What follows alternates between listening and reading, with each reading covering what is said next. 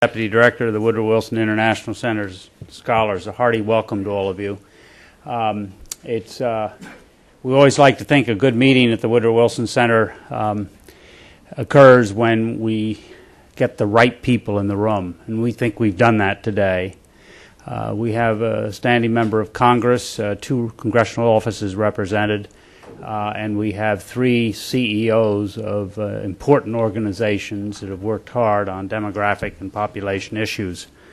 We're going to start with the first panel. We're very happy to have Congressman Russ Carnahan of Missouri, the 3rd District, in his 2nd term, I believe, in the U.S. House of Representatives here.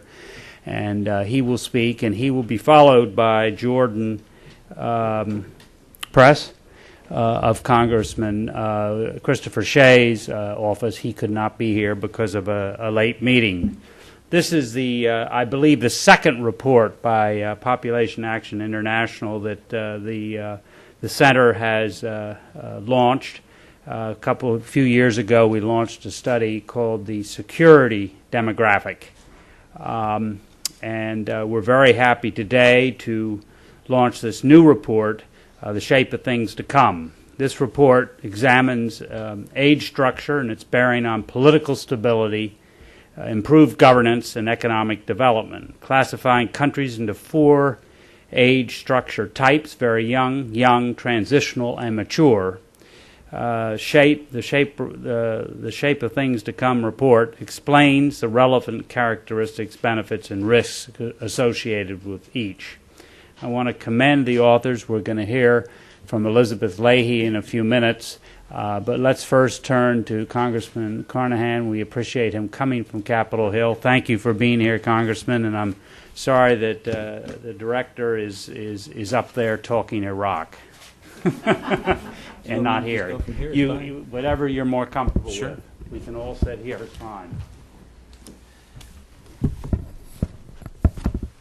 Good afternoon. Can you hear me all right? Yeah. It's great to be with you and be here at the Woodrow Wilson Center and to be here where many diverse people are in the room. Hopefully all the right people are in the room. That's always inspirational to me. To see how we can build consensus around ideas and change things for the better here at home and abroad.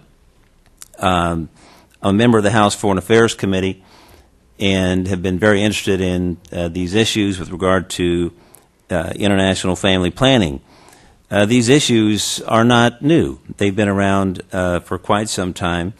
In one of the earlier reports that I had gotten on the security demographic that I think was out on the table when I came in, had a great reference to Major General William Draper, who was one of the founders of PAI and was, served in the Truman administration and the Eisenhower administrations. And he really was one of the early advocates of voluntary family planning services in terms of advancing not just our humanitarian interest, but our economic and security interest.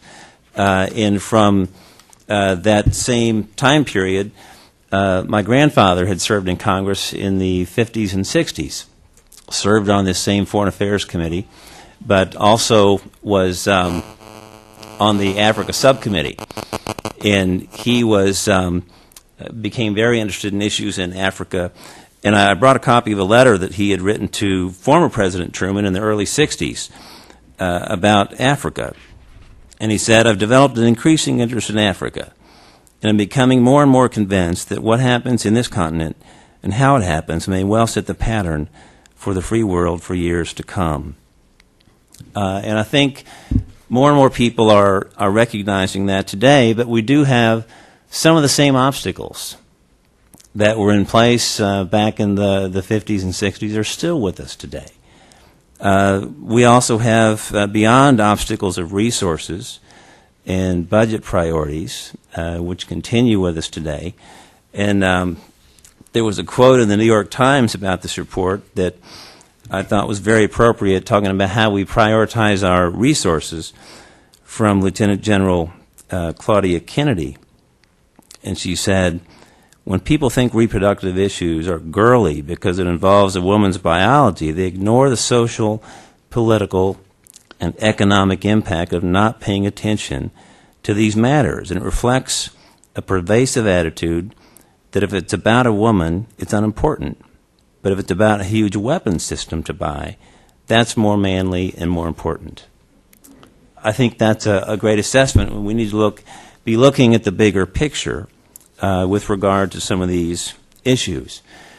So beyond barriers of how we view our budget priorities, there also are obstacles of ideology, the global gag rule probably being one of the best examples of that really gets in the way, in my opinion, in terms of advancing some of the issues with women's health. So one of the things I guess I'm most impressed with about the report that has come out, it really looks at our policy in a broader context. It looks at trends and quantifies them in a way that really arms policymakers and gets us beyond some of these ideological barriers that have stopped us from looking at the bigger picture. I think it's a big step forward in the international family planning debate, but also advocating for comprehensive international family planning, women's and children's health, not just the funding, but removing some of these arcane barriers. But this evidentiary context in terms of reducing civil conflict, improving political stability, and addressing the youth bulge population is really a common sense way to look at some of these trends around the world. I think what this is probably most helpful in this report is that it arms policymakers and shows concrete evidence that with a change in policy, we can actually change some of those demographic trends for the better. So not just improving health, reducing disease, but also getting into the broader context of economic development and security and stability in developing nations. To me, that's a convergence of issues and interest that is much needed in this debate. It's a great tool for all of us that are debating public policy, and glad to be here with you today. Thank you very much, Congressman.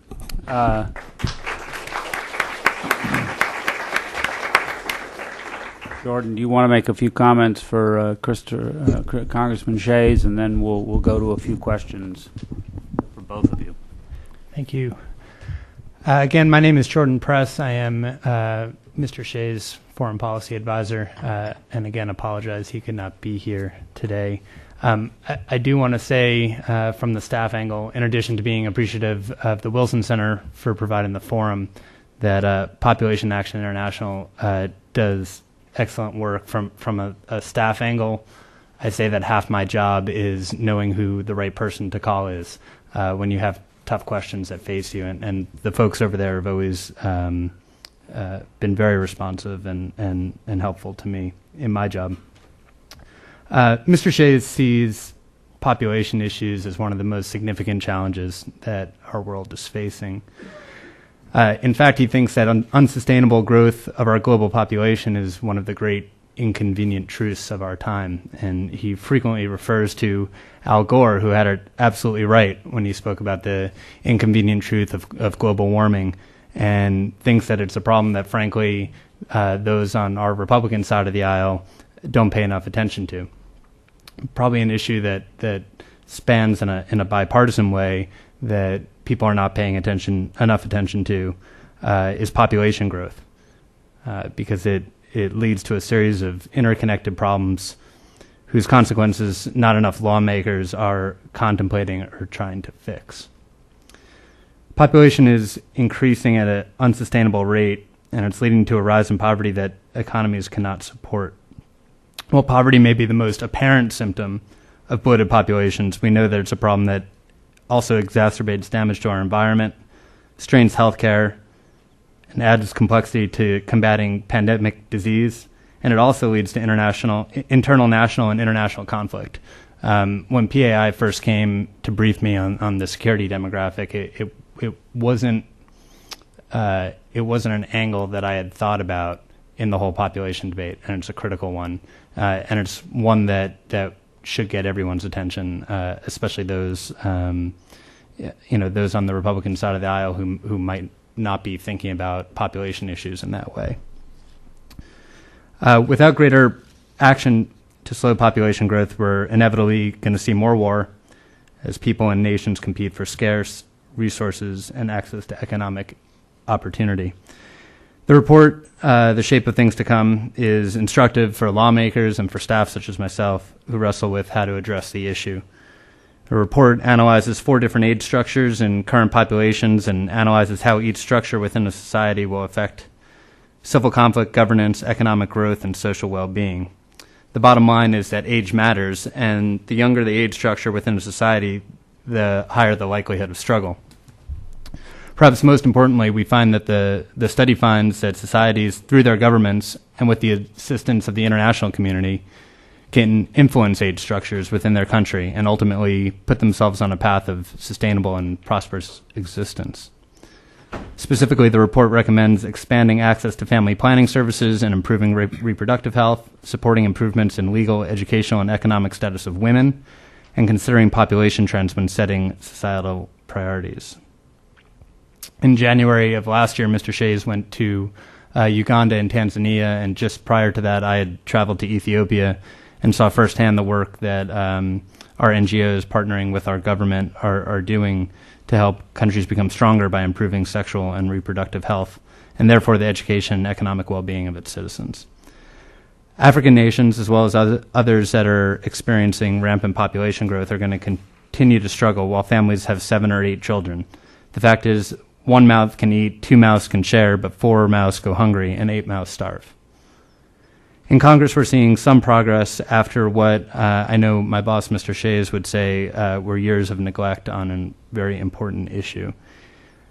He believes strongly in repealing the harmful global gag rule and is pleased that in the State Department appropriations bill this year, under Chairwoman Lowy's leadership, we partially overturned the policy. The legislation allows federal funding for the exclusive purpose of providing donated contraceptives in developing countries. He feels, as it pertains to the global gag rule, that limiting eligibility for U.S. development and humanitarian assistance upon the willingness of a foreign NGO to forego its right to use its own funds to address a particular issue affecting its citizens directly undermines a key objective of U.S. foreign policy.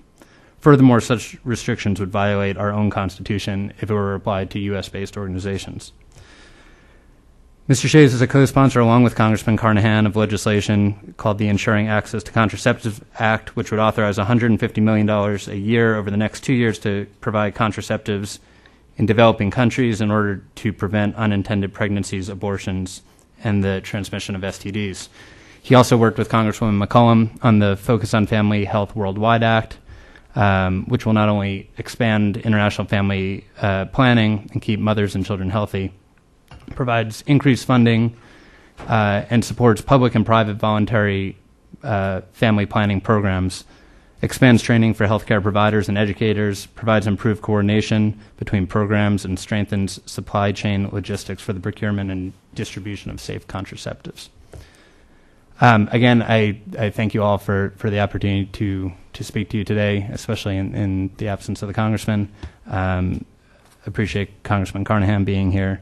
And we'll continue to work with my boss on this important issue. Thank you. Thank you very much, Jordan. Demography is a science. This report is the scientist speaking, and it tells us what will happen. And the conclusion for me is that policies do, as the Congressman suggests, policies do matter. So with that, let me open it up for a minute. The Congressman has graciously said he'd take a few questions before he has to go back to Capitol Hill. And Jordan, you can pipe in. Any questions? Please, there are microphones on the right and the left, and be handed to you, and identify yourself and fire away. No speeches, but questions. No questions? Yes. Here, we got a microphone right there. Hi, my name's Liz Kilpatrick. I'm a reporter with the Midville News Service, and I have a question for either congressman. I'm wondering if the information contained in this report can have an effect at all at how legislation deals with domestic policy. Are these lessons that we can apply to America, or is this more of use for foreign policy? That's a good question. Obviously, the focus of this report is about our international policy. But certainly, I think there are lessons there when you're looking at how these policies affect individual countries. You can't escape some of those conclusions on how they would apply to this country. So I think there certainly are natural comparisons when you look at how they've studied countries around the world and how they would impact the U.S. Jordan, anything to add? Nope. You look at China, look at the United States, look at our aging population, look at what the the figures tell us about Social Security and Medicare, Medicaid 20, 30 years out. Our age structure is going to have an enormous impact in this country on policy. Yes. Tom Merrick at the Population Reference Bureau. Congressman Carnahan, you mentioned Africa. Could you expand a little bit about what your thoughts or views are on the prospects for Africa, given that it's in the kind of the bottom rung of the age distributional changes and seems to be lagging behind some of the possible benefits of that? I think it's a real call to action. When you see the map contained in this report, Africa is, just jumps out at you in terms of where some of those countries are. They have huge challenges. But as we develop policy in terms of how to best assist those countries, I think this has to be part of that debate. And so I'm certainly going to encourage that in my work, and I'm certainly glad to have my fellow member of Congress from the other side of the aisle to work with on this. And this should be, in my opinion, a bipartisan issue about how we develop our strategy to help these developing countries. And it's not just, as this report points out, it's not just about devolving into the same old debate that we get stuck in about women's reproductive choices. It's much bigger than that. Other questions? Yes. I'm Jack Gibbons. I used to work for President Clinton and on the board of PAI, so that shows my bias. Two quick questions. One is, in a recent conversation with Jane Goodall, her suggestion about what to do about decreasing the birth rate among young women was, for Africa, to build latrines. Her point was that as young women enter menarche, it's embarrassing for them to go to common toilets. And she found out that for $500, a latrine can be built for women. And to her, that's the most cost-effective way to go after the fundamental problem of sexuality and of low birth rates among young women in Africa. I don't know whether any of the rest of you have heard about it, but it sounds to me like the best $500 I could ever spend. The second question I have is for the congressman. Do you feel over the past several years any significant move of softening of across the board in the Congress of members toward this fundamental issue that we've been talking about for these many years, even decades? Do you notice a perceptible movement toward enlightenment, or is it still the same old, same old? I hear hope springing from your voice as I'm listening. But even in the last Congress, the Republican Congress turned around the Bush administration's recommendation on the global gag rule. And I think the Congress having changed, I think it is marginally more progressive on these issues. But still, the challenge, I think, is finding those common ground issues that bring people together on the issue instead of driving them apart. And this, I think, really adds to that arsenal of issues and strategies that can help do that. And so I think the more we can do that on every front, from the health front, the security front, military implications of countries being unstable, their youth bulge population being prone to being recruited by groups that are doing violent things in their countries.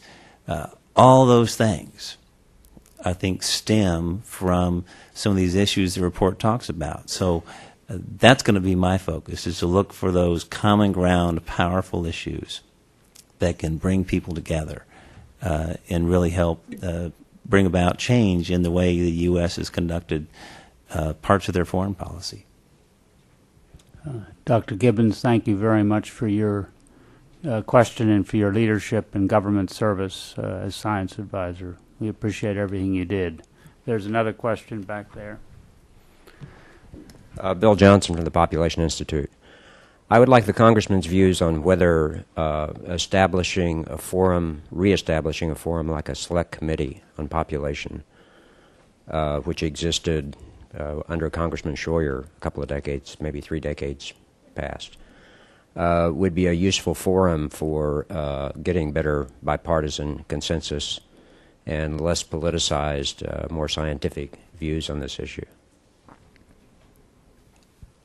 I'm for any and all forums we can put together to talk about this, and my opinion is the more the better. And again, not just for the sake of getting together, but if we actually have new information and new data that tells us that policies make a difference. And we have great examples in this report of countries that have made decisive policies and changed their demographic, changed their security profile, changed their health care infrastructure. So we know it can be done, we know it works, and I think we need to have our policy reflect that. Jordan, you wanted to add a comment there. Yeah, I think that my boss isn't, there are a lot of important issues out there where organizations will come to us and present the idea of a special select committee. He's not always convinced that those are needed, and that the existing committees just need to do a better job of recognizing an important issue, and then it's incumbent on organizations and on the general public to raise the profile of that issue so that the members who are in charge of the relevant committees will address it. The one other thing I just wanted to mention to Mr. Gibbons' comment about the latrines is that demonstrates that we need to do a better job of understanding local cultures. When I was in Ethiopia and I looked at these huge families that were completely unsustainable and the children were, the mothers couldn't feed the children, I didn't realize the value in that culture of having children and of having numerous children.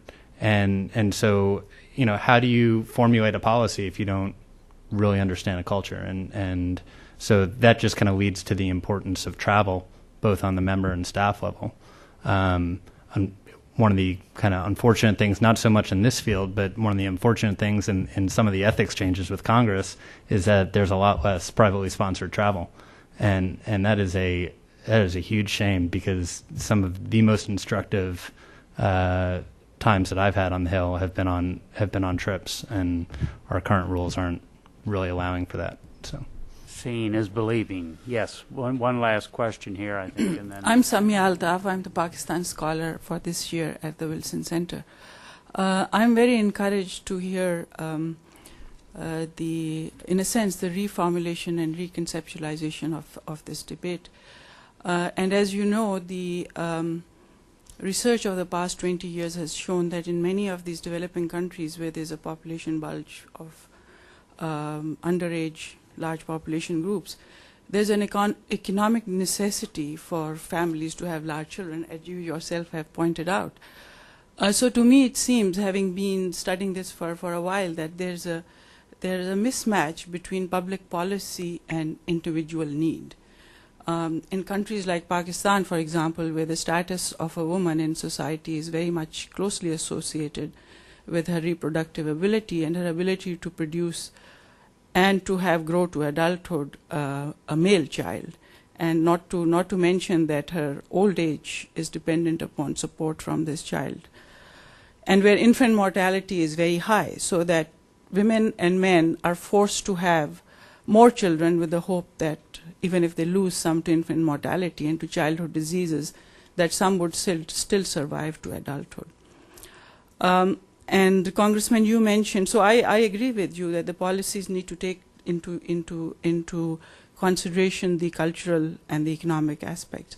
But you mentioned, and I'm again encouraged to hear that word, that the issue seems to be, to me, from my vantage point, one of translation of these policies into concrete actions and programs. And you mentioned the word strategy. So my question after this long-winded preamble basically is that what is, and I know that you function at the level where you make policies, but since you mentioned the word strategy, how can your office help in devising strategies which take into consideration these ground level issues, which on a day-to-day level help people make their decisions? Well, one of the things that I would like to see is to have a very thorough discussion of this report and other information that has been gathered before our Foreign Affairs Committee. That's the forum where we can craft policy that I think can really take some of this data into account. And whether it's talking about the global gag rule, whether it's talking about funding for more contraceptive use in other countries without unnecessary restrictions, those are things that I think they're common sense, but also doing it in the broader context that this report brings to light, I think is a very good place for us to really push this conversation to the next level and enact many of these ideas into our U.S. foreign policy. But that, to me, is a great forum. But the ideas that have come to bear in this report and many others, I think, are a great way to jumpstart this and get it to that next level. Let's all give Congressman Carnahan and Jordan Press a round of applause. Thank you for being here, and thank you for helping in this launch, and good luck in your work. Thank you. Good to see you. Thanks for coming. Thanks for coming. Give our best to Congressman. I believe that Elizabeth Leahy's coming up, and I'll get out of the way, huh?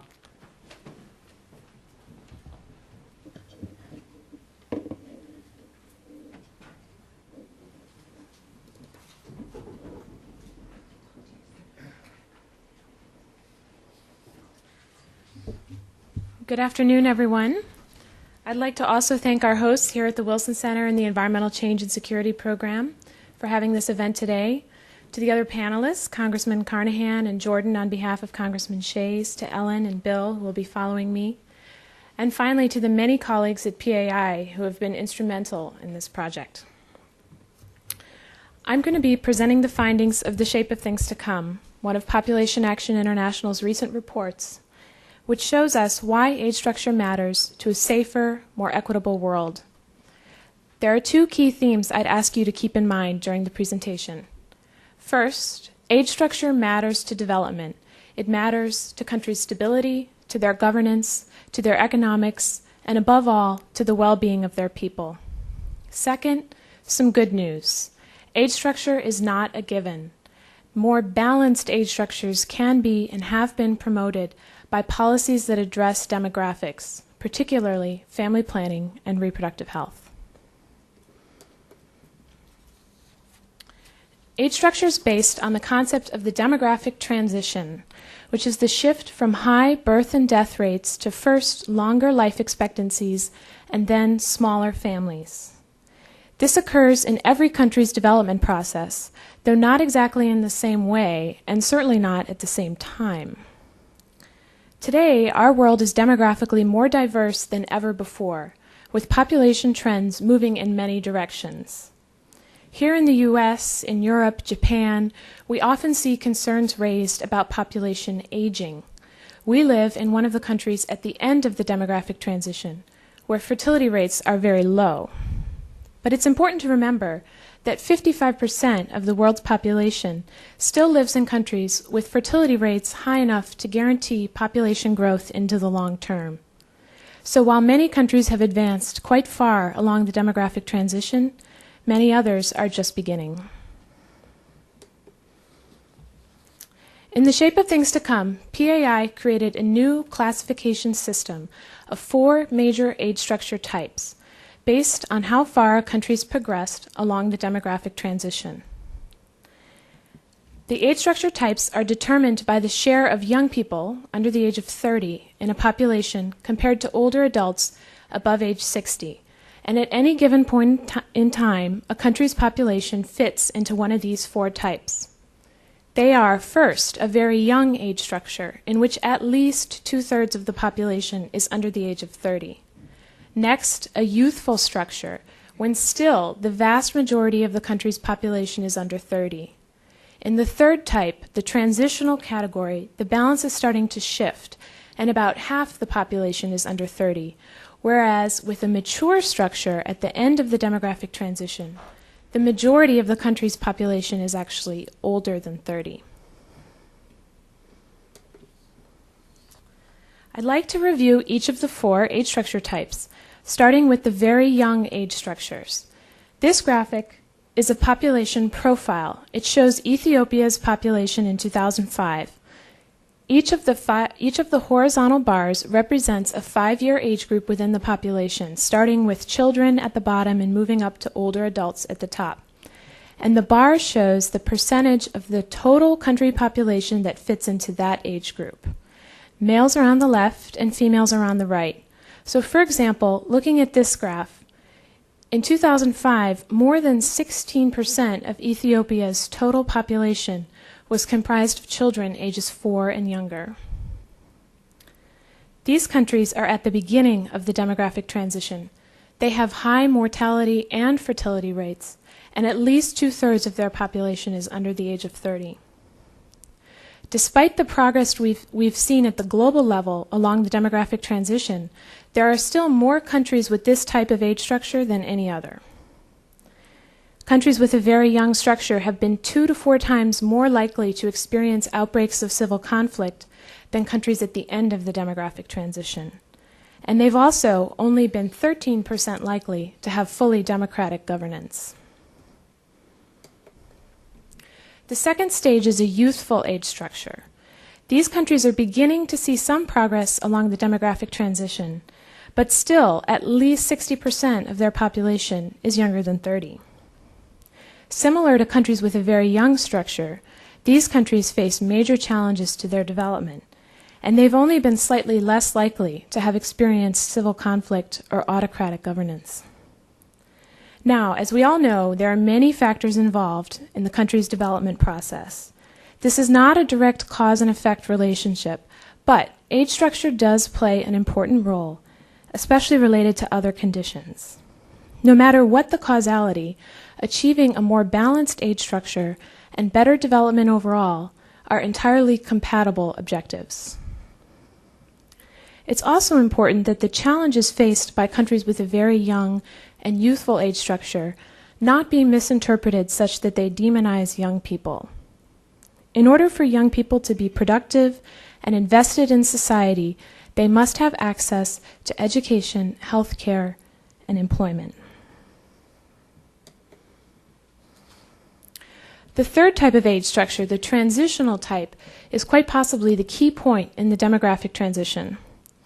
These countries are undergoing rapid demographic change and beginning to achieve a more balanced age structure. And accordingly, they have the greatest potential benefits if their governments invest wisely. For example, Tunisia implemented a national family planning program in the 1950s with the support not only of the government, but also of local and religious leaders. After achieving success at the broad level, the program is now focused on more vulnerable populations, including young people and those living in rural areas, as well as on the education of men. Tunisia's fertility rate has reached 2 children per woman, which is the same rate as the United States. Its life expectancy is above 70 years. The economy has been growing fairly quickly, and today there are more women than men enrolled in higher education. Countries with a transitional age structure, such as Tunisia, face a unique opportunity known as the demographic dividend. This is how changes in age structure can lead to significant economic growth.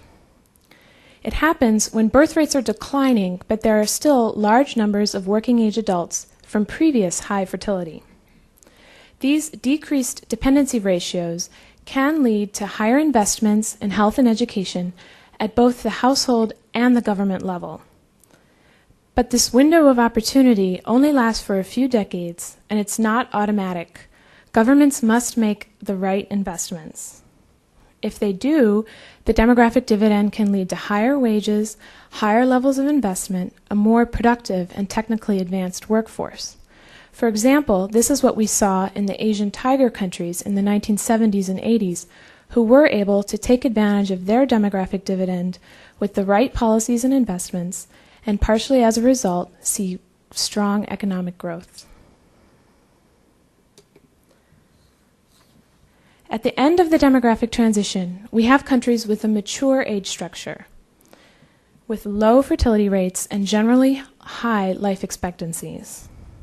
These countries also have a very small likelihood of conflict and very high levels of democracy. They do face the concerns of population aging, with strains on their healthcare and social systems as more adults live for decades past retirement. By 2025, in fact, some of these countries will have at least 1/3 of their population older than 60. So the future impact of aging remains unknown.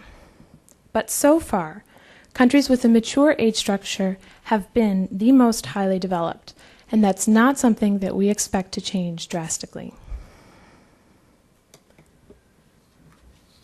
In addition to the classification of age structure types, we looked at how age structure relates to certain aspects of development. For example, we examined outbreaks of civil conflict over a 30-year period from 1970 to 1999. We found that the vast majority, 80%, of new outbreaks of conflict occurred in countries that had either a very young or a youthful age structure. In the 1990s alone, countries with a very young structure were 3 times as likely as those at the end of the demographic transition to experience a new outbreak of conflict. We also looked at the level of fully democratic governance within a country and found that this trend also aligns with age structure. While only 13% of countries with a very young structure were rated as fully democratic over the period, more than 80% of countries with a mature structure were so rated.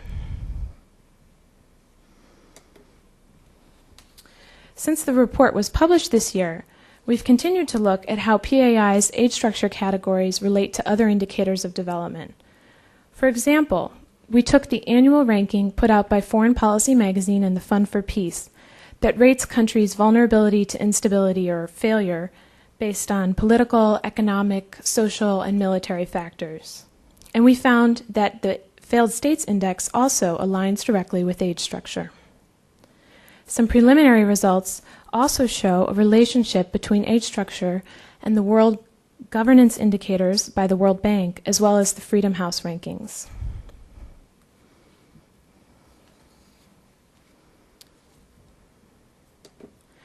One of the key findings of the Shape of Things to Come is that there are challenges and opportunities at every age structure type. Very young and youthful structures have been especially vulnerable, but have the opportunity to achieve a more balanced age structure through comprehensive policies and programs. Young people are the most important asset a society has in looking to the future. When young people are educated, healthy, and employed, they are the ones who renew and revitalize a country's economy and institutions. But unfortunately, in some countries at the beginning of the demographic transition, there are too few of these opportunities available to increasing numbers of young people. Historically, these are the countries that have been the most volatile and the most vulnerable to conflict. So age structure, at its heart, underlines the importance of investing in youth. At the other end of the demographic transition, countries with a mature structure are facing the challenges of population aging, but have been the most stable, democratic, and highly developed. Above all, demography is not destiny. Much more than absolute numbers, what matter most are government capacity and the political commitment to carry out effective policies. For example, Mexico shows us the demographic transition in action. Its progress from a very young to a transitional age structure occurred very recently and very rapidly. In the 1970s, Mexico reformed its population policy and implemented a national family planning program. It was also the first country in Latin America to turn away from a population control outlook and toward a rights-based approach. And this policy shift had resoundingly positive results, together with the support of international donors such as USAID. Mexico's fertility rate declined from well over 6 children per woman to just above replacement level, and you can see that reflected in the much more balanced age structure.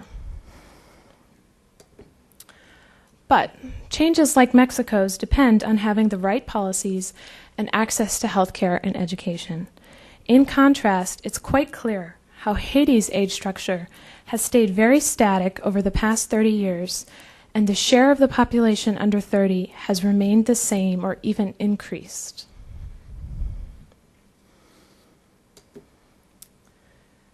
This is the map that Congressman Carnahan was referring to, and it shows us how age structures play out across the world as of 2005. You can see that there are some regional similarities, but also a number of disparities. So while North America, Europe, Russia, parts of East Asia have all achieved a mature structure, and Latin America is moving increasingly towards transitional structures, the situation in Asia is a bit more mixed. And meanwhile, Sub-Saharan Africa remains almost entirely with very young age structures. Finally, some policy recommendations. I hope we've seen that age structure is not static. Progress along the demographic transition can be and has been promoted through comprehensive policies and programs, such as those in Mexico and Tunisia. In particular, family planning is a time-tested, cost-effective intervention with a long history of support from the U.S. government. It's important that family planning programs be widely available across a population, be grounded in individual rights, and be part of a package of comprehensive reproductive health services. We need to also focus on the status of women in society. Girls' education has been shown to promote higher use of contraception and lower fertility rates, and this in turn leads to important health benefits for mothers and children, as well as to economic benefits for the society as a whole, as more women are able to join the workforce. Given the challenges faced by countries with a very young and youthful age structure, it's especially important to focus on the needs of young people. The problem is not that there are too many young people, but that there are too few opportunities and resources available to them. In order to promote development in future generations, young people must have access to education and healthcare and must be able to find meaningful jobs. Finally, just as age structure does not stand on its own within development, neither should the programs that underlie it. family planning and reproductive health should be integrated into other development programs. One important approach is linking family planning with the prevention and treatment of HIV/AIDS, and there are many others for us to explore. Thank you.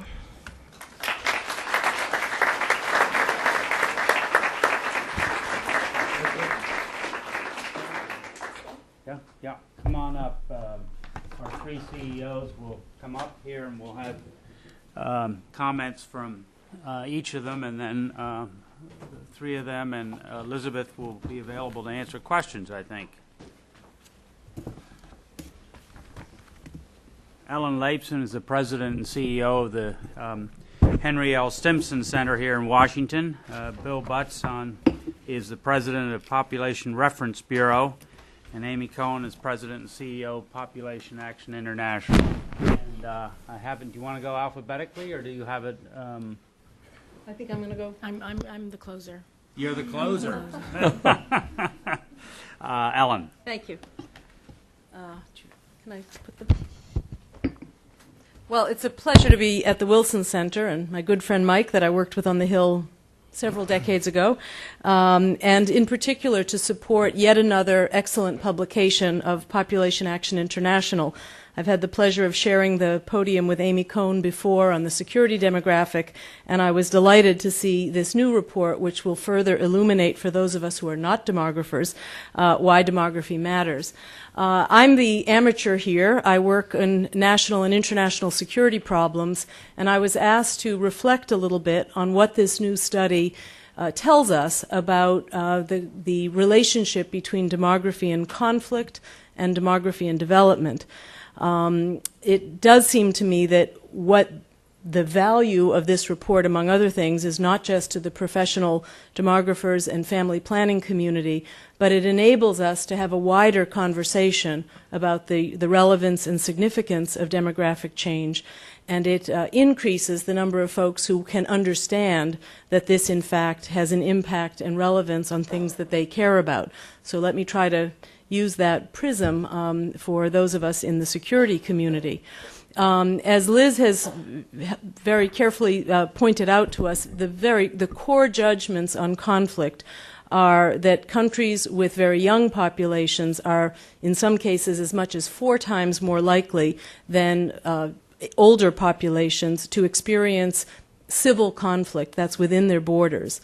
This data looks back 3 decades and is sort of retroactively looking at patterns and real-world experience rather than predicting with any certainty that these ratios or these numbers will always be true. If you look at the difference between the decades, the 70s, 80s, and 90s, you would have to contemplate that there must have been other factors that made it higher or lower in one given year. But what is very clear on the conflict slide is that if you take you compare the 70s, you compare the 80s to the 80s, and you compare the 90s to the 90s, the line is going in the same direction in all 3 of those comparative decades. So I think we do want to bear in mind that demography alone was probably not the determinant of conflict, but had to have been a significant contributing factor. On development, we have a slightly different and perhaps more positive story, which is that younger populations sometimes do create economic growth. They require societies to build more things and to feed and house and school more people, so it may create, at least in the short run, some greater economic activity. The question is whether it's sustainable and whether, when those people move to working age, the societies will be ready to employ them on a sustainable basis. And we did see, if we look at the graphics with the comparison of the 3 decades, that in the 70s, the relationship between young population and strong economic growth was higher than in the 90s. So that was one small thing. And maybe the 70s people invested more on a relative basis in economic development activities. So there are stories, there are subplots, if you will, in some of this data that are worth looking at. So what does a political analyst take from this very important presentation that Liz has offered us? Let me first make some sort of smaller points. One is that I think we should remind ourselves that demography is a powerful indicator and it is a tool for understanding fundamental changes in societies, but we must be careful to not overstate its predictive value. It is a way of understanding what contributes to change, but it will not always be the determinative factor. There are probably conflicts in which a youth bulge was, in fact, the single largest factor, but I don't think we can generalize across all of the cases. And a second point here is I'd like to borrow a phrase from the Iraq debate. I think we have to bear in mind two clocks here. There's the demography clock and there's the public policy clock, and they are in some ways hard to reconcile. Development experts, I think, understand better than security experts that demographic change happens over many years. You can't measure the results in an annual appropriation cycle. You can't measure it in a 4-year presidential term. You can't measure it in a 2-year congressional term. So policy actors who want to know that they've invested in something that will produce results have to learn to be patient because the demographic clock is one that takes some time to read. I think that security experts also want to be able to intervene in very acute situations. You send peacekeepers, you close a border, you send arms to a country that's under some kind of conflict and stress. But that is a very different kind of policy intervention than the policy intervention that tries to change age structures or demographic patterns. I wanted to offer a couple of questions that I thought might be of interest for the future study, and I do think this data can be mined for lots of different analytic purposes over time. One is, in the age of globalization and the kind of 21st century, how much of the changes will be attributed to government action versus action that civil society itself takes of its own initiative? We have to be careful of how much, whether the world and societies in general want the government to make these choices.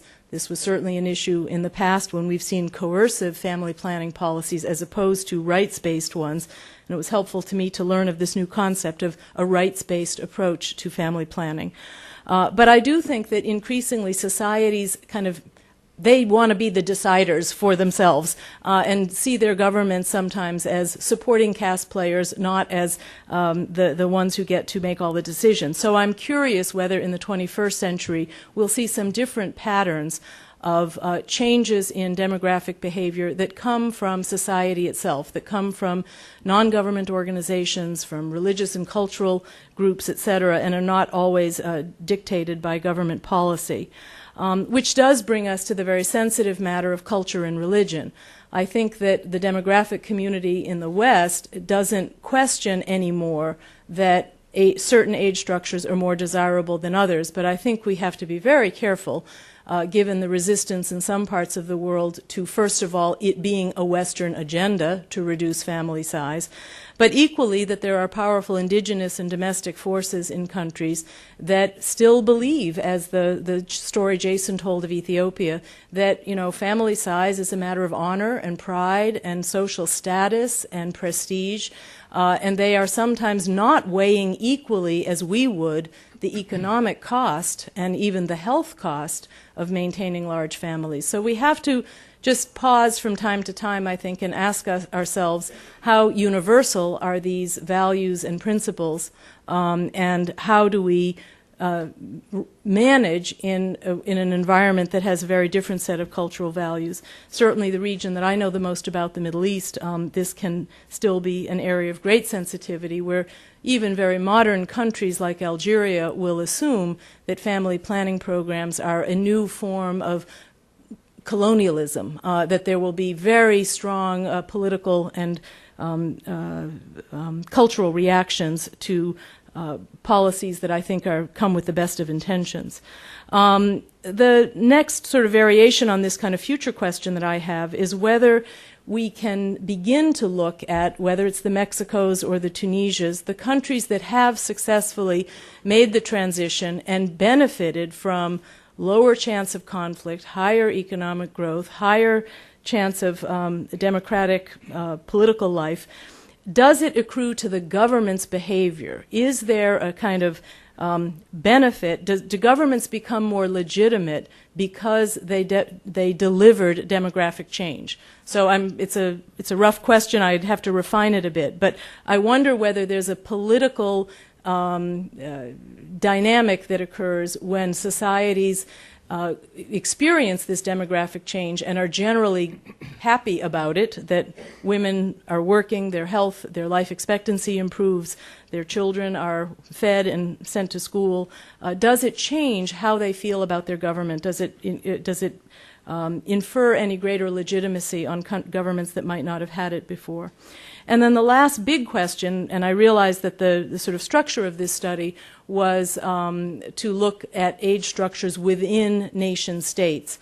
But I do think we would want to add to this discussion the cross-border movement of population and how, when refugees change the age structure of a country. Can we look at the DRC? Can we look at Jordan and Syria receiving Iraqi refugees? And can we look in sort of short-term context of an age structure that might have been artificially disrupted by population movement and what that would tell us about likelihood of conflict, because I think you might come up with very different results in that case.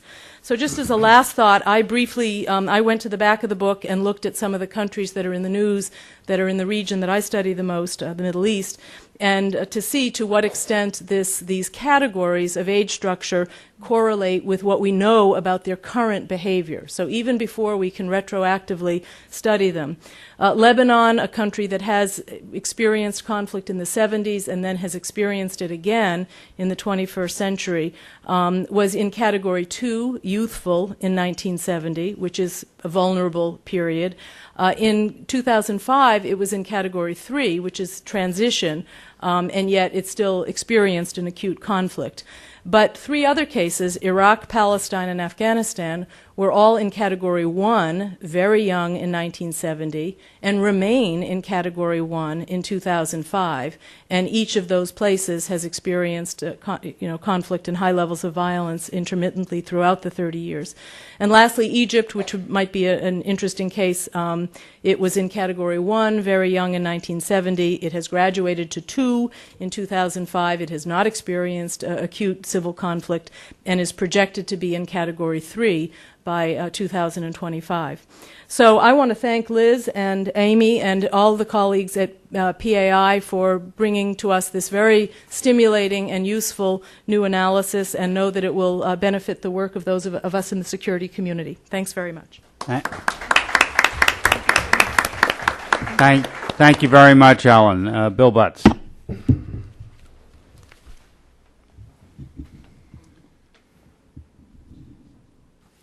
I've got 3 slides, but one of them is a title, so I'll just tell you the title. And the other 2 are citations, so if you want to know more about what I'm going to be talking about, so I may put them up at the end. I want to say that I think that this report places the burden of doubt, the burden of proof on analysts, researchers who think that it is something else other than age structure that's going on here causally. It may not be in some cases, but I think the report and the data that it presents to me are influential and convincing enough that my sense has shifted here, and I want to see the evidence on the other side. A couple of comments first before I get to what I want to talk about. I think the modern scientific history of studying the relationships between population variables on the one hand and development variables on the other hand probably started with Cole and Hoover's book in 1957 and then progressed through a series of National Academy and World Bank studies and books, and mostly has concentrated on the relationship between population size in countries or communities, or population growth in communities and countries on the one hand, and the growth of gross domestic product or of the distribution of income of resources on the other hand. But it seems to me that the evidence that's accumulating is that rather than population size and population growth rates, in most cases, it's 4 other things that are really going on the population side that have an effect on the welfare or well-being or income or product side. One of those is how we live together, how people live together, that is household size and structure. For example, we know in South Asia, Southeast Asia, and some places in Africa where it's been studied, that it's the number of households that is much more closely related to resource use, crowding, and environmental pressure on the environment than it is the number of people. And we know that as the number of people goes down in some places, it goes down faster than the number of households. So how we live together or apart, the structure and composition of households, I think is more important in many of the things that we're interested in than is the number of people. A second is where we live. That has to do with urbanization and migration.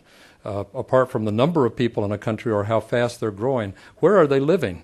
Are they living on the coast with potential coastal damage? Are they living on the outskirts in poor situations in cities?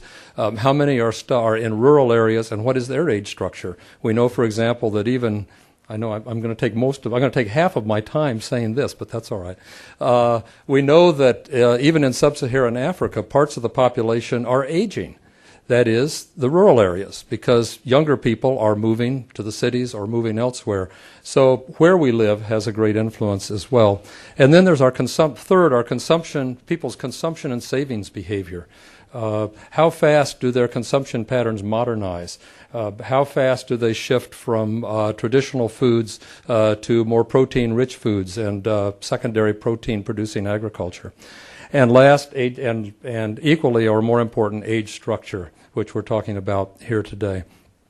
Well, all of these relationships that we're talking about, or at least most of them, depend at their base on how people behave, what people do. And so I want to take a kind of an oblique angle here. I hope it isn't perpendicular. Amy said beforehand, I hope what you're going to say doesn't contradict us. And I said, I hope it's not so independent that it doesn't matter whether it contradicts you or not. So I want to talk about, my title is How Do People Age? Evidence from the Social and Behavioral Sciences. And I've picked 6 little areas from micro-studies, that is, of what happens to people, what happens to our behavior, our attitudes, our expectations, our capabilities for decision-making, our political liberalism or conservatism, and the like as we age. Some of these studies are from developing countries. Many of them are from developed countries. But I'm going to principally leave to you and your own knowledge of different parts of the world and different cultures the extent that to which you think that the empirical findings that I'm going to tell you about are relevant to particular parts of the world. I'll throw in a few hints. And for each one, I'm going to ask you a question and maybe have a show of hands to see the extent to which the evidence agrees with you, and then we'll decide whether we trust you or trust the research. Well, which sciences am I going to be talking about? Primarily social psychology, economics, and neuroscience. These are the ones that in the last 10 years or so are at the forefront of producing, in my estimation, most of the knowledge about what happens over the life cycle as people age. And that, after all, is at the fundamentals of what we're talking about. As the age structure shifts, what happens to the way people behave? What happens to their attitudes, to their expectations, their consumption, their saving, and the like? Where does this science come from? Well, it comes from longitudinal surveys, where we can look at what happens to individuals over time and families as they age. Some of it comes from the biosocial sciences, for example, recent collaborations between neuroscientists and social psychologists and neuroscientists and economics, where we're looking at what happens in what parts of the brain and what parts of the mind does decision-making occur and what happens to that process as people age. Some of it comes from lab experimentation, in which people are set down and play basically games in which they're asked to make decisions, and the researchers can change the rules of the game and watch how they make decisions and see how that changes as people age. And lastly, from international replications. The first one that I'm going to talk about very briefly is here are the 6: nutrition and health, political attitudes and behavior, a person's age versus the time left as a determinant of their attitudes and behavior, saving behavior, decision-making, and finally, happiness. And there's quite a bit of research on all of these, and I'm just going to touch on it. And then if there's a chance, if we can do it technologically, I'll put the citations up. The citations, there's 8 of them for these 6 topics, are all overview, summary papers or articles in which, if you're interested, you can go and get the citations to the direct primary literature. In terms of nutrition and health, tell me, among the elderly and less developed countries, which condition is more prevalent and more dangerous? Undernutrition among the old, 85 plus in some places, 65 plus in another. Which is more dangerous, undernutrition or overnutrition? How about undernutrition? Raise your hand. Overnutrition. Okay, it is absolutely, definitely undernutrition. For example, in Africa, many of the countries in sub-Saharan Africa, 36% of the elderly men and 27% of elderly women, undernutrition. And I'm not talking here about whether we're talking about wastage or stunting or micronutrients or proteins or calories, but simply undernutrition. Now let me ask you, in the U.S. and in Western Europe, which is more prevalent and which is more dangerous, undernutrition or overnutrition for the oldest old? Under? Over? It's under. It's under. In the U.S. and Western Europe as well. The most serious condition, people when they age in general tend to lose weight, the oldest old. And that is a very dangerous condition wherever it happens, because for other reasons, the immune system gets weakened. And then when you combine that in an interactive way with not enough protein, not enough calories, not enough micronutrients, it can be very damaging. I would refer you on another related. I'm going to skip that. Never mind. Look at the current issue of Demography for a very interesting article by Kenneth Land and co-authors on from a very large survey in China, in which they're looking at the relationship between early childhood medical, through long-term longitudinal retrospectively collected data, through medical care and illness in childhood on the one hand, and functional disability, morbidity, and risk of death in old age. Very interesting study, but I'm not going to talk about that. Let's instead go to number 2, political attitudes and behavior. Question: do people tend to get more liberal or more conservative as they reach old age? How many think more liberal? Well, let's sort of take the U.S. politically. I'm speaking politically. Politically. Okay, more liberal? Yes. More conservative? Okay, well, you're both right. They don't become more of either. And this has been done in several South Asian countries, been looked at in China and several Latin American countries, but mostly in the U.S. and Europe. Here's what does happen, and I'll just give you some keys. And this is out of a very fine article by Donald Kinder in the June 28, 2006 issue of Science Magazine. Self-interest is a surprisingly unimportant source of political belief, and in particular, changes in political belief over the life cycle. So I might have asked the question, do we need to fear in an older population that support for schools or children's nutrition programs or something are going to decrease because these do not contribute to the welfare of old people? And the answer is, nearly as political scientists can tell, looking at variations across the states, playing games with people, the laboratory games, and variations across countries and within countries, no, we don't have to worry about that. People's political beliefs do not tend to shift with their self-interest, with what we perceive as their self-interest over the life cycle. Individuals do not tend to become more conservative as they age, nor more liberal, but the intensity of partisanship grows over the life cycle. Whatever you are, whatever you were and are, you're wanting to do something about it continues at least in Europe and the U.S. until you get to about the limit of the oldest old population. And then it starts to fall off, presumably because of lack of energy and morbidity and the like. So let me go now to, I'm going to skip age versus time left. The finding there, very briefly, from Laura Karsterson in the psych department at Stanford and others, is that as we get older, our attitudes, our motivations, and our actions are much more a function of the time we think we have left than they are of the time from which we've come, namely our age. Saving behavior, I'm going to skip over that one. Decision making.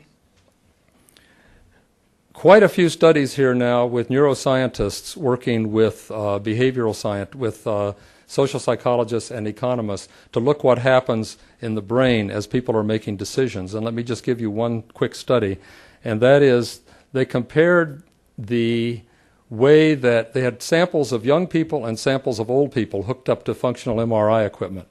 And they gave a choice to, the same choice to both, of they looked at the reaction of what was going on in the brain, and they asked them if they gave them something pleasant to think about that was going to happen and something unpleasant to think about that was going to happen. The young people and the old people thought very much the same in terms of the pleasant alternative. But for the unpleasant alternative, this has now been replicated a number of times, for the elderly, it was much less salient. They were much less worried about the unpleasant thing that was going to happen. And an implication of this may be that in terms of decision making, we need to be concerned about the elderly placing less emphasis on things that would happen that aren't desirable. And the last one is happiness. And let me just ask you this last question: does more income make people happy? Yes? No. No. Quite remarkable. 4 decades of research now, basically answering a question like, quote, all things considered, how satisfied are you with your life as a whole these days? And in 4 decades, in lots of countries, replicate the International Value Survey and others, even though the countries have become richer, gross national product, personal income, per capita income has gone up, the answer to this question doesn't budge much. And they seem to know a lot about what does make us happy, but apparently it isn't more income. And what's the implication of this? One may be that the emphasis on economic growth may be a little misplaced if we think, in fact, that happiness is one of the is one of the end results of what we're all in this game for. Thank you. Thank you, Bill. Our last speaker before we turn to your questions is Amy Coen.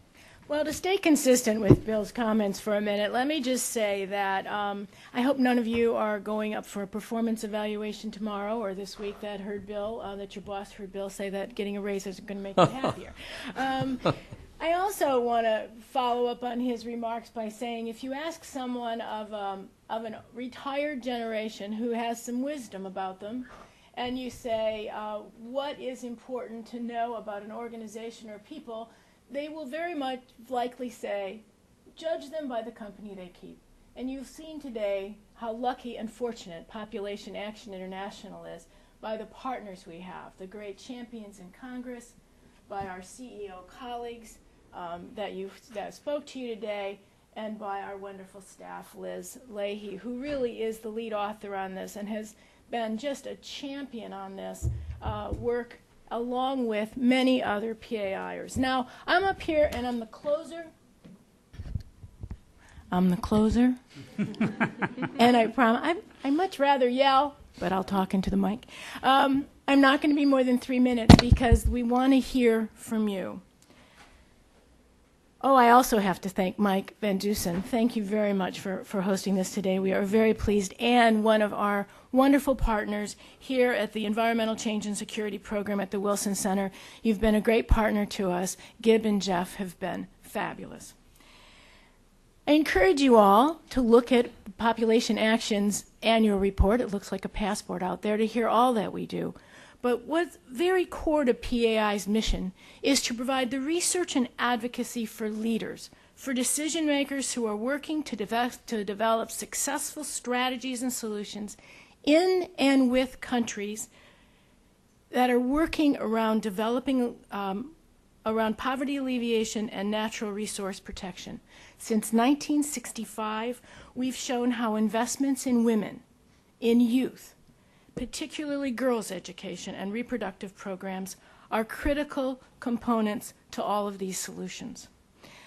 The shape of things to come is a tool. It's a reference that we hope you will use, and that we really want you to keep it handy. Don't put it in the bottom of the stack. Keep it in the bookcase on your desk. For those of you who are here today, you're not going to need the 15-minute investment you might have needed if you hadn't heard Liz speak. But it is after today, some of you might be able to get college credit for today, but we hope that you'll be able to look at a country's age structure and know some critical things about what that country needs, the types of programs and investments that will make that country healthier, more peaceful, more democratic, a better place to provide for the needs of their citizens. The next time you're thinking or reading, the next time you're working on policy decisions, when you're thinking about security, when you're thinking about economics, environmental change, either on the global or a country level, remember how population and demographics relates to these issues.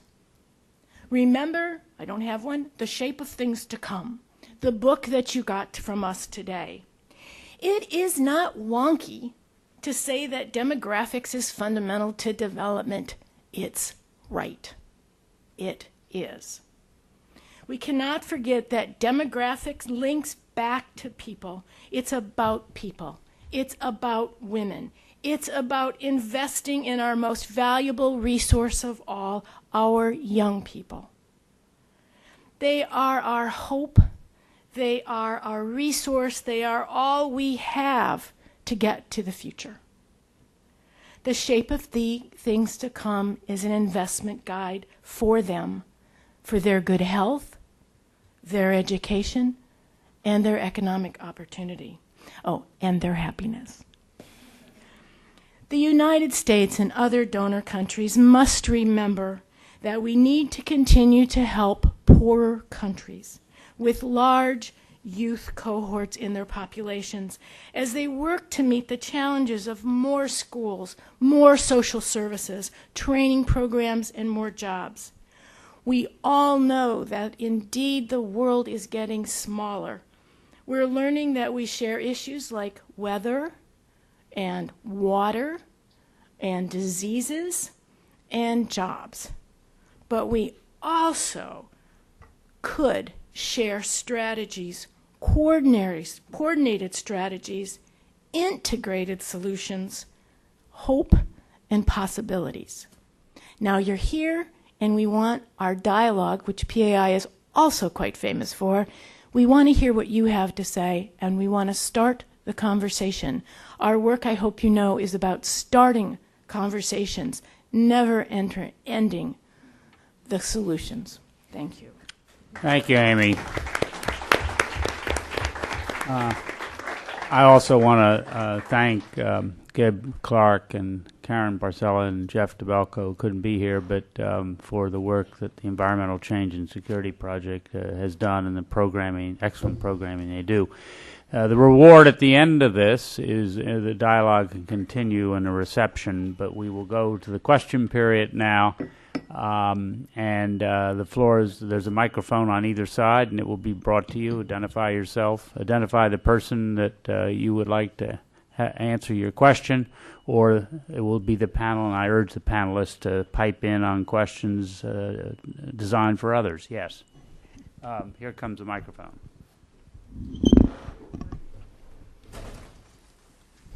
Yes, I'm Millage Walker from American University, and I would like to know how the report responds to the question that is always raised about Social Security, namely that with a younger population, more of the onus for supporting the older population falls on them. And if that younger population decreases in size, their obligation will increase as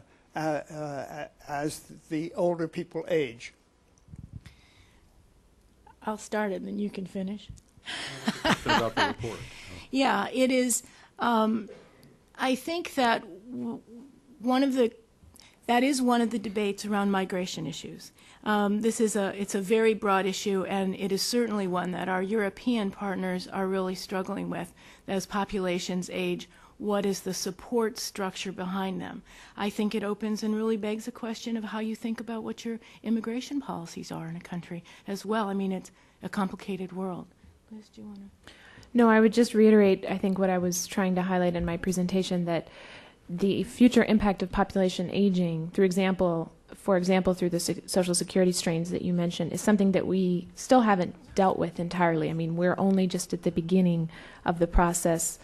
Some countries are going to be moving into a whole new fifth type of age category, which I didn't have a time to outline in my remarks.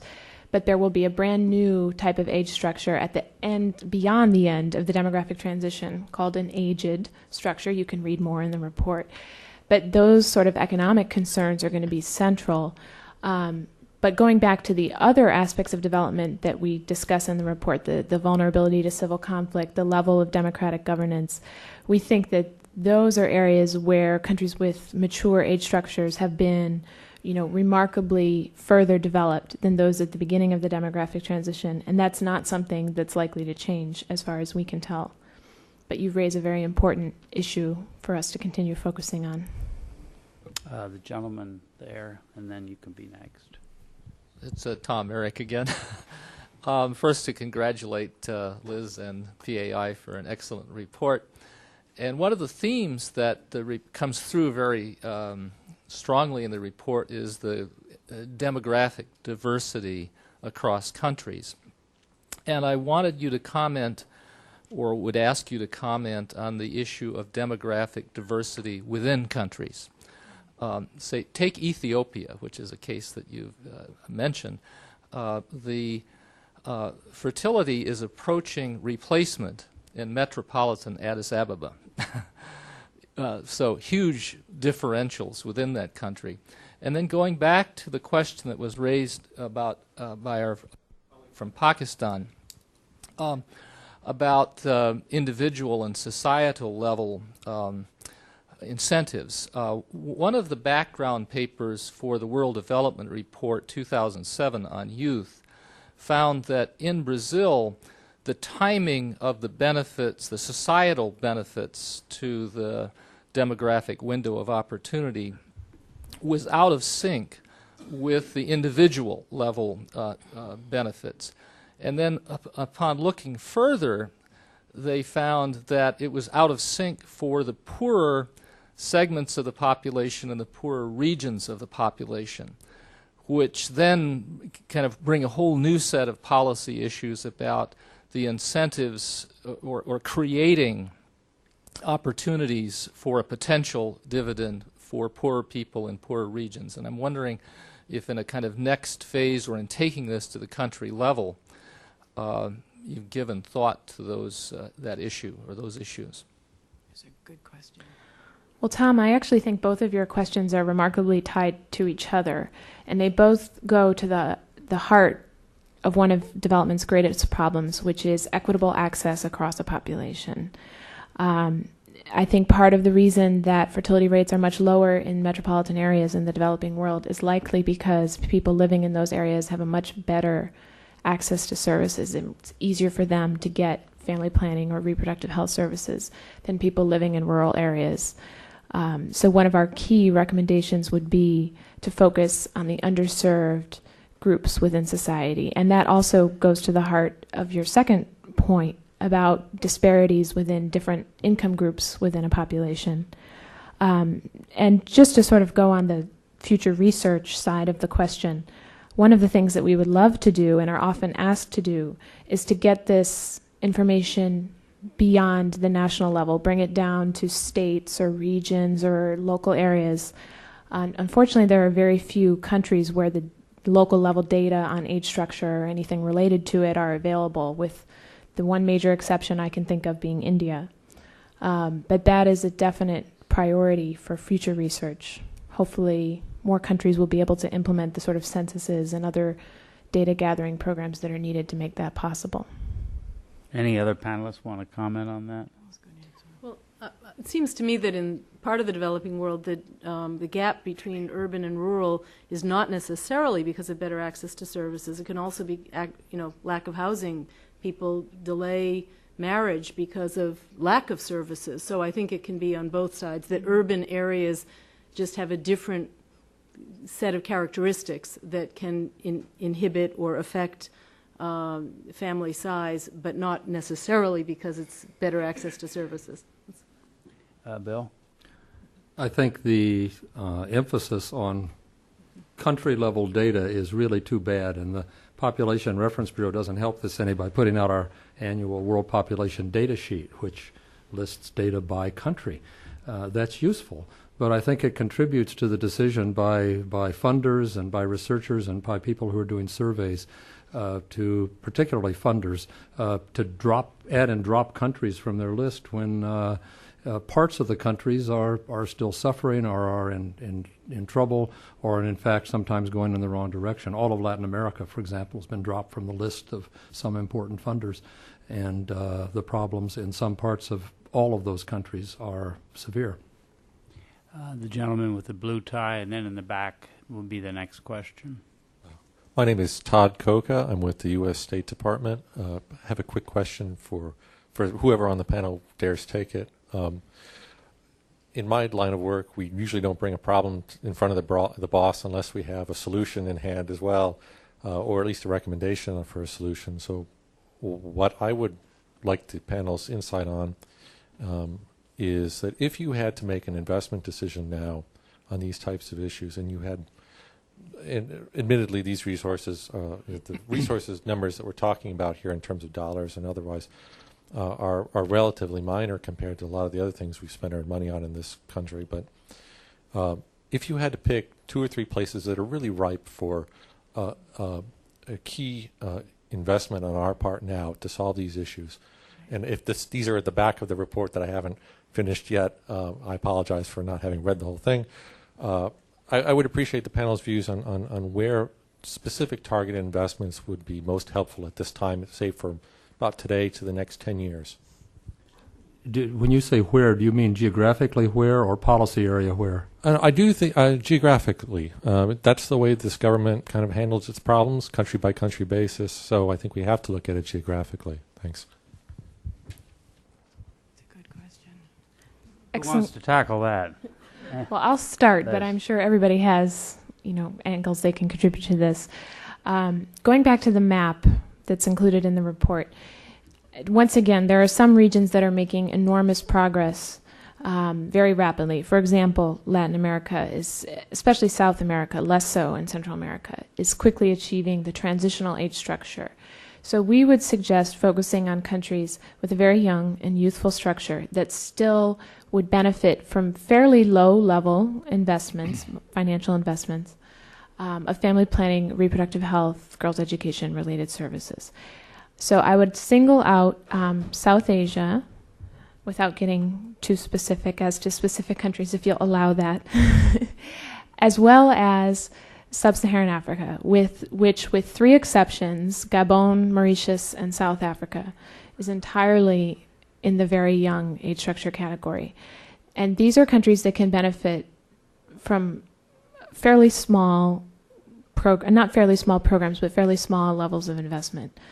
I'll just throw out also that I believe the U.S. national contribution to family planning programs has been slightly over $400 million a year. Is that right? For the past few years.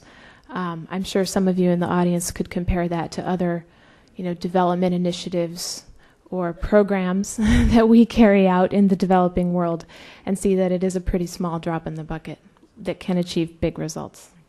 Exactly.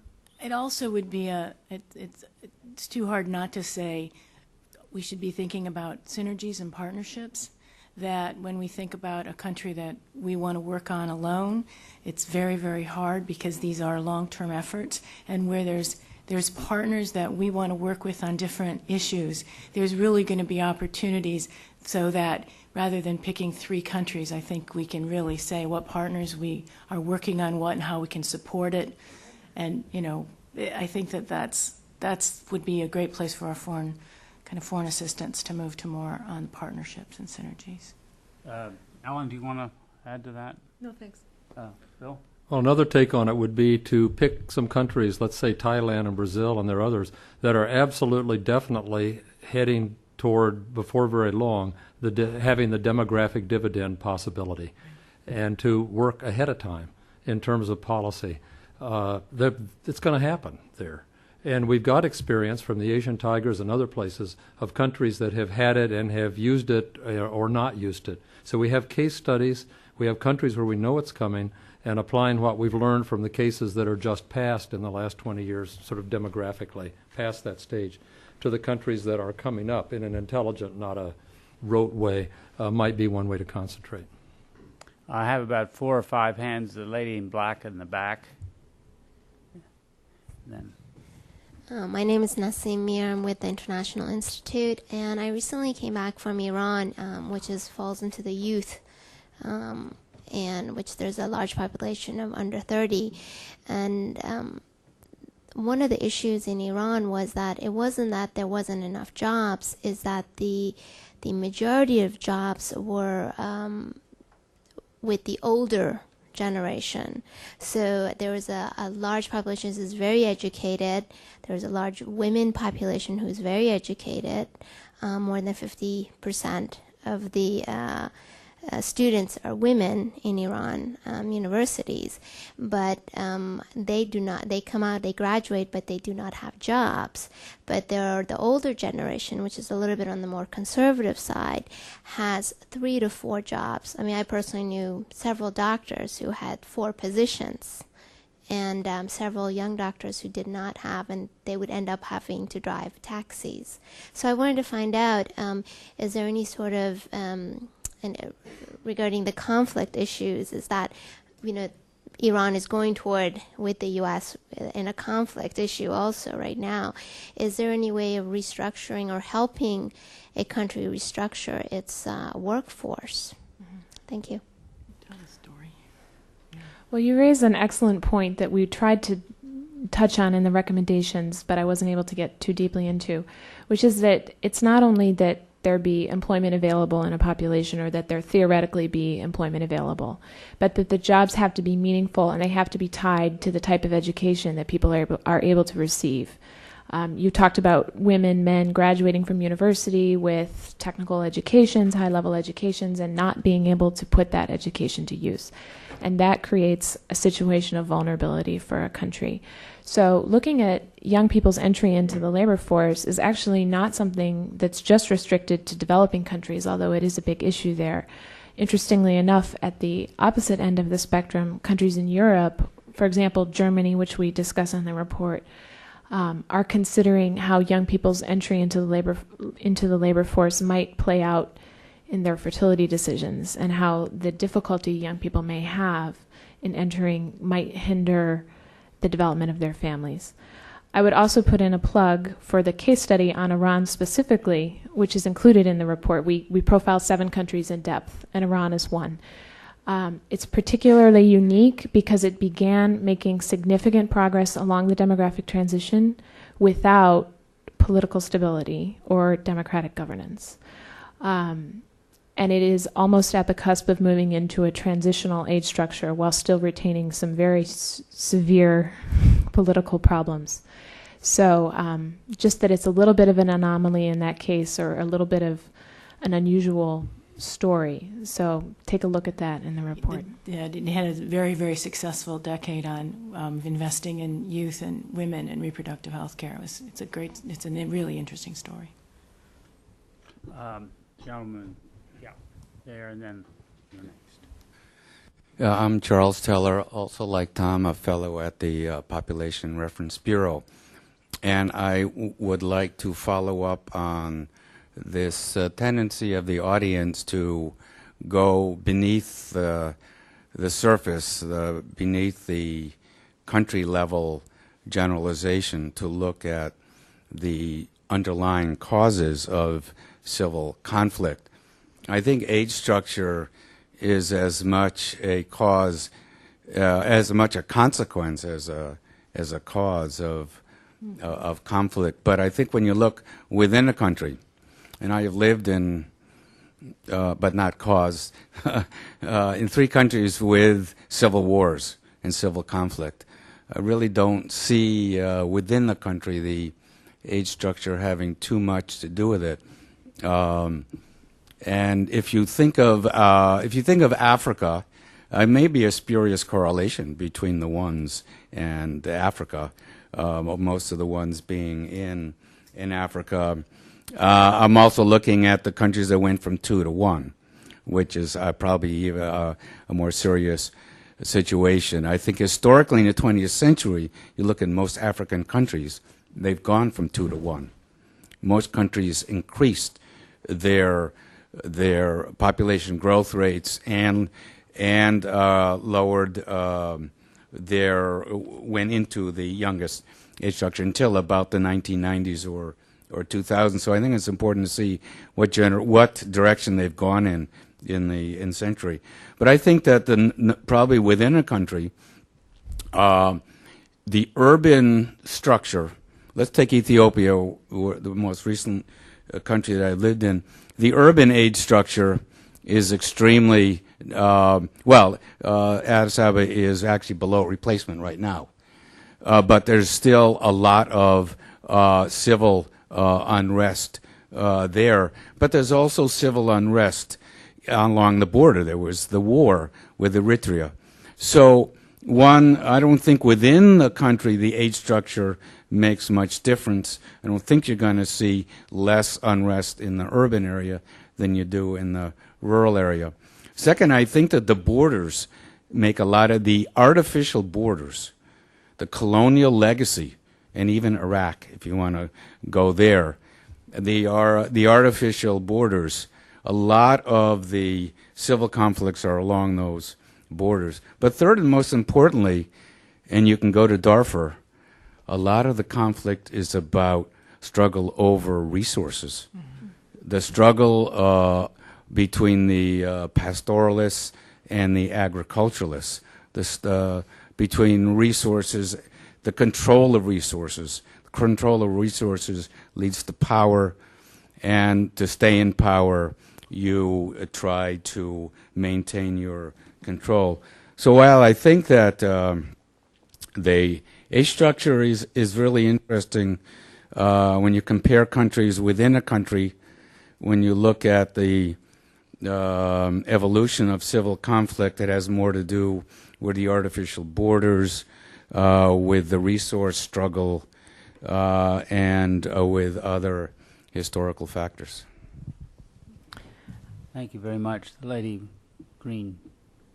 Oh, sorry. Comment. Any comments? Go ahead.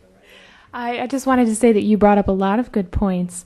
Once again, I think Ellen really did a good job in her presentation of talking about how age structure fits in with other factors in the relationship with conflict, how it's not necessarily or not even usually the one and only cause of a conflict, but it plays a role. And your point about resource scarcity and competition for resources underlines that. When is competition for resources getting worse?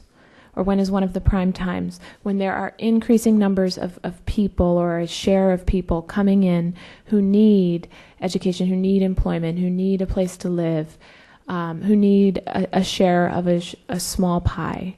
So that's one of the ways that they fit together.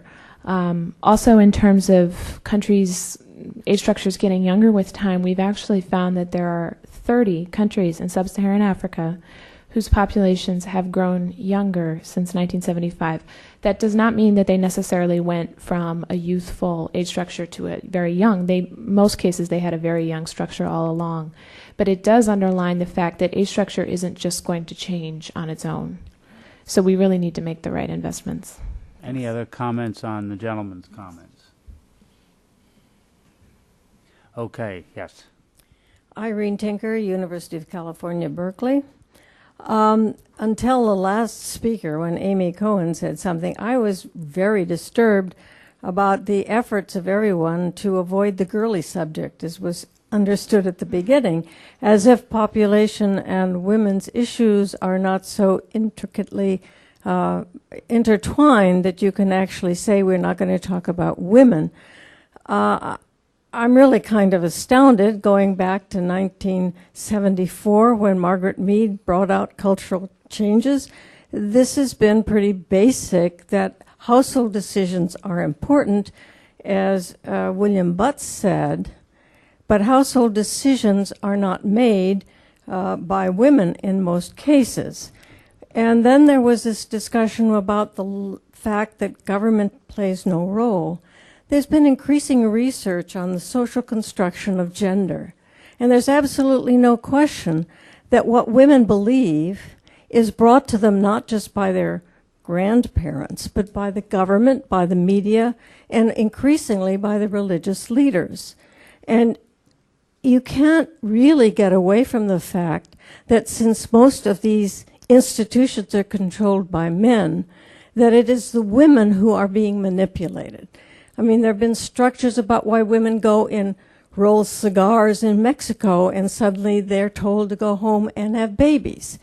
And I think that the lack of concern in this report and this discussion is the role, I suppose you could call it propaganda, about how you can in fact, and things are in fact done to manipulate. There are recent study, for example, on China, where women who went from Maoist are now going back to the Cheongsam and sexuality. And I have no doubt that this is done by the movies and by the government, probably doesn't care, but by international companies.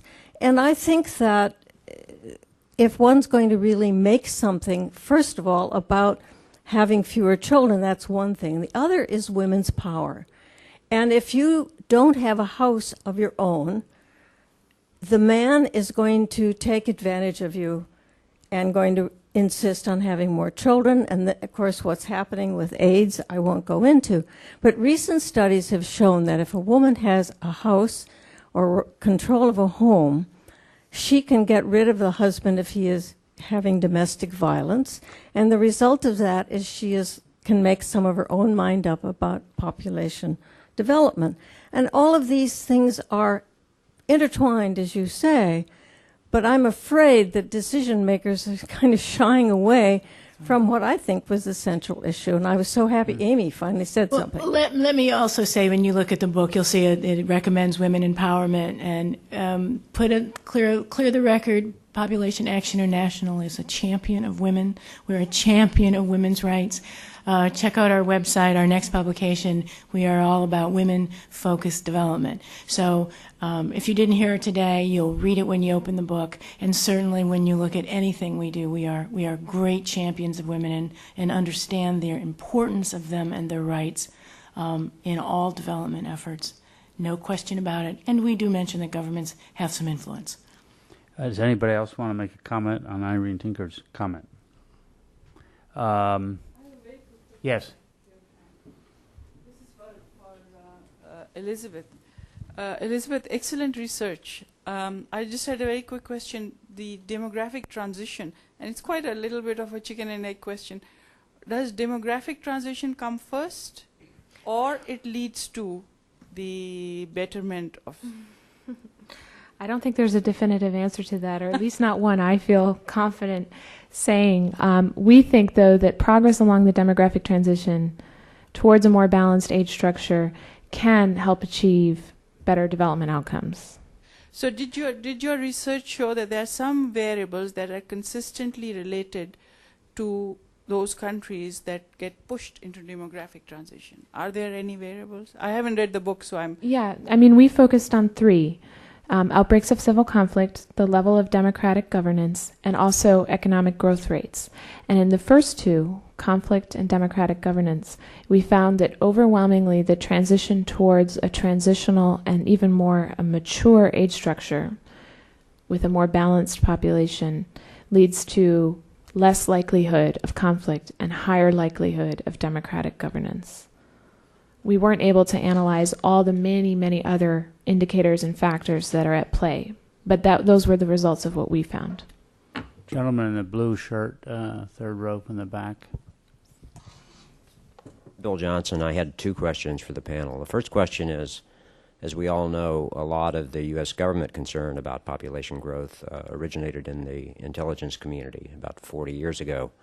To what extent is this new, more sophisticated look at demographic transition, age structure, and so forth, permeating the thinking of the intelligence community and military strategic planning community, threat assessments, and so forth? That's question number one. The second question sort of reflects a lot of the other questions we've heard, and that is there a research agenda? Is anybody working on a research agenda looking at the issue of how age structure matters rather than why it matters? Because I would think that you could look at that. I mean, there are situations where it's competition over resources. There are situations where it's a complex of unemployment factors. There are migration factors. There are sociocultural factors.